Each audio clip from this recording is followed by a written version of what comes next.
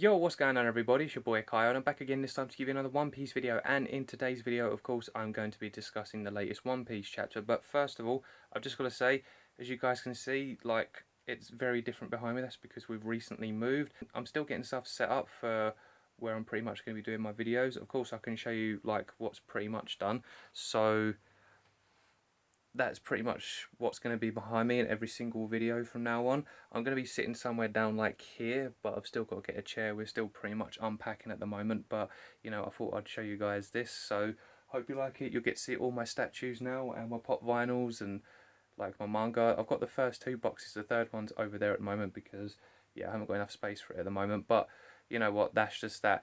I'm pretty much going to be sitting down on the bed for this review because, you know, usually you used to see me sit down. Of course, yeah, oh look, there's the mirror. So I'm going to pretty much be sitting on my bed and you can see the back of my head. Hello. Let me just turn that one off. There you go. Look, you can see me properly now. Well, hey.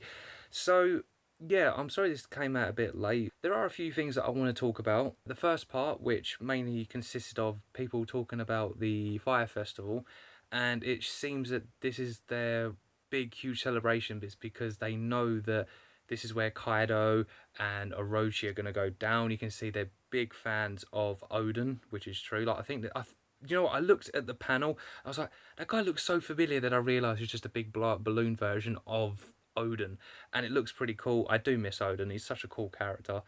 But you know what? It's nice to see that he's got such loyal followers still. It's fantastic. It's really, really good to see that there's so many people, even after all of these years, like 20 odd years later, that still pretty much supporting the guy, and they're happy that this is where it's going to be the time that they're going to get brought down, like as in Kaido and Orochi and that.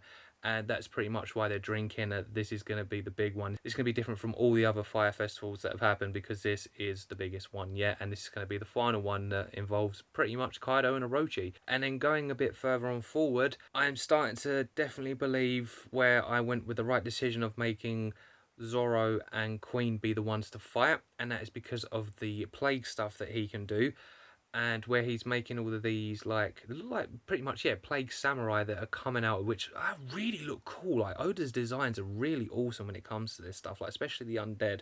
Like, you saw the stuff with Thriller Bark, they were pretty goofy, but when he goes serious, like, they look amazing. And pretty much it looks like when they bite people like zombies, you know, zombies would bite someone, they pretty much get infected with the plague. It looks like it takes over half their body, but one character looked like, yeah, it was half of his body. I'm guessing that it does go full body. This is where Queen's going to be awesome, and just the fact of seeing Zoro there, it looks like what I predicted is coming true, which is Queen versus Zoro, and it does make sense. And what it seems very reminiscent of as well, Queen can bring out a lot of these plays. Then it reminds me of when Zoro trained back with Mihawk, and he was going against all of the gorillas who pretty much learned how to use swords and that proved pretty formidable against Zoro until Zoro managed to, you know, overcome them and beat them. So it's very reminiscent to that. That's the vibe that I'm getting at the moment, and that's the vibe that I'm going with until things pretty much change. So yeah, I'm sticking with Zoro versus Queen right now, and I'm still sticking with Sanji versus King with a little bit of Marco coming in as well. So yeah, I'm very much really excited to see where this is going, and so far it's going exactly the way that I'm predicting. It looks like Yamato's about to have a big showdown, and I'm expecting some big things from her. I'd like to see more of the Straw Hats get involved. Whether they do or not, I'm not too sure, but I'm not saying that Yamato needs to help, but it'd just be nice for other people to come in. But you know what? If Yamato takes out all of them, do you know what? Go for it. I'll be so excited to read a chapter based on that. That would be an absolute beautiful chapter to read. And just Yamato looks like she's ready to proper, like, kick some booty, proper get in there and just slap the crap out of everyone. And then finally moving on to the big part that everyone is talking about within the community is Kaido. Kaido pretty much looked like he took a hell of a, like, beating from that last chapter. Not like an extreme beating where we're like, oh my god, the Akazai 9 are going to kill him.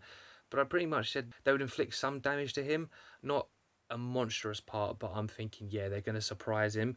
Which, at first it looked like he was surprised. And I think he was surprised, but it's Kaido. Kaido pretty much was like, yeah, you guys were just like nothing compared to Odin. Like, you couldn't even open up a slash that he pretty much caused. Even though there was like little driplets of blood that were pouring out, it still wasn't enough to open them. And the big thing here is that he says there's never going to be another monstrous samurai like Odin. And I'm in agreement here, and I still think that Zoro is going to have somewhat involvement against Kaido, in which I'm saying he's not going to get the killing blow. He's not going to be part of the battle like, yeah, Zoro fought Kaido and he won. No, Luffy's the one that technically is going to beat him. But you know what? If Zoro gets that hit, fair enough. But I still don't think he's killing him. If anything, I think Kid's going to be the one because Kid wants his head. But I can see Zoro actually opening up that wound. And that's the main thing that I want to talk about in this video, is that Zoro is pretty much a monstrous swordsman. We know that. And I think it's going to prove that when Luffy is going to fight him.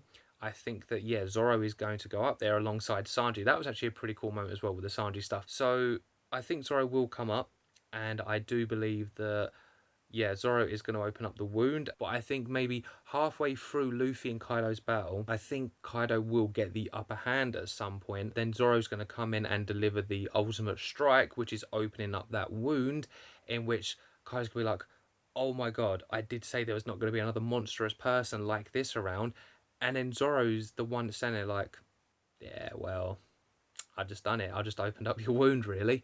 So I think that is going to help. I think Zoro will help. And of course, I know people are going to be like, oh, well, Luffy needed this person to... But at the end of the day, like I've always said, Luffy is not Yonko level. He's pretty much near enough there. But he's definitely going to have a good 90% of that fight, I'm going to say.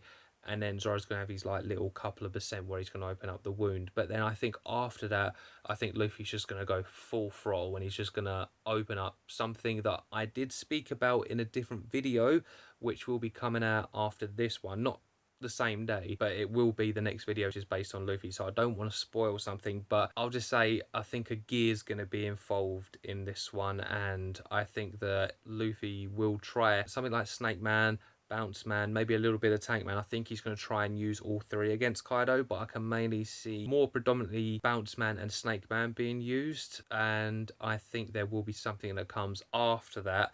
And I think that's after Kaido has the upper hand and then Zoro comes in to deliver that slash, because that's the way it's looking. Yeah, I've got a funny feeling the way the Oda's going about this. Yeah, Zoro's going to be the one to open up this wound, in which then Luffy will then go on with this new thing, and then he's gonna basically win the battle and Kid basically takes his head. And the other thing that I do want to talk about as well, just very very quickly, is what is to become of Okiku, because Kaido looked like he did some serious damage. Like Kiku's arm came off, and I'm not too sure if it was just an arm or like legit half of Okiku's body. Like seriously, that looked like death. And you know, a lot of us are speculating that the Akazaya 9 are going to perish. And is Kiku the first one that's going to die? Izo's going to go mad, because if Kiku's dead, Kiku's just lost an arm, then okay, fair enough, you've lost an arm. But if that's half of Kiku's body, as I said, it looked like some serious damage, like there was some blood spurts. And I did say in my video that I do think that there was foreshadowing with the Akazaya 9's deaths from seeing all of their actual like funeral posts, like the death posts that they all had. So starting to think like, this is where the Akazaya 9 are going to die, and it looks like they are, because pretty much Kinemon's actually said, well, I don't care that I'm going to die. Like, they all don't care that they're really going to die as long as Kaido gets brought down. So I think this is it. I think this is where the Akazaya 9 are generally going to start falling one by one. I definitely think Kinemon will be one of the last to actually die. I think he might be the very last one, because the way it is, he seems like the most important one, if you know what I mean, out of the Akazaya 9. So that's pretty much the way that I can see it going. So yeah, the end is pretty much getting closer, and we've got some chapters ahead of us, and Oda's doing fantastic. He's doing so well with Wano. Like, I think it is pretty much my favourite post-time skip arc until we get to see what the war's going to be like. But yeah, that's for another conversation altogether. So overall, guys, that is my thoughts. And I do think this was a very, very good chapter. I enjoyed it a lot. And I do apologise that this is a late video. So with that being said, guys, I'm going to leave it there. If you liked anything I had to say and you enjoyed my video, please give me a big fat thumbs up. I greatly appreciate that. Let me know down in the comments below your overall thoughts. What did you like about the chapter?